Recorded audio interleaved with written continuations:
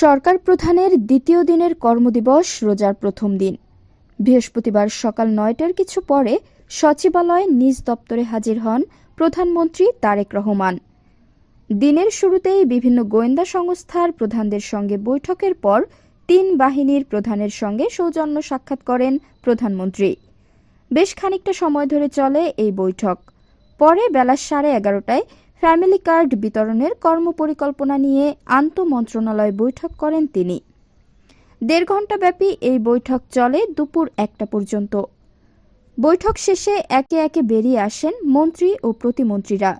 তারা জানান, ঈদের আগেই ফ্যামিলি কার্ড বিতরণের কার্যক্রম শুরু করতে চায় সরকার। ফ্যামিলি কার্ডের ইস্যুর বিস্তারিত উল্লেখ আছে, সেটা কার্যকর কিভাবে করবে সেটা নিয়ে আজ আলোচনা হয়েছে। ঈদের আগেই পাইলট প্রজেক্ট হিসাবে চালু হবে। পর্যায়ক্রমে দেশের প্রায় ৫ কোটি ফ্যামিলিতে আমরা ফ্যামিলি কার্ড দিব। আমরা সেটাকে মাথায় রেখেই বাস্তবায়নযোগ্যভাবে শুরু করব। মূলত টাকার পরিমাণের চাইতেও সমস্ত নারীকে ফ্যামিলি কার্ডের নেটওয়ার্কের মধ্যে আনাটাই আমাদের একটা প্রধান লক্ষ্য। দুপুরের পর বৃক্ষরোপণ ও খাল খনন নিয়ে আরও একটি আন্তঃমন্ত্রণালয় বৈঠকে বসেন প্রধানমন্ত্রী।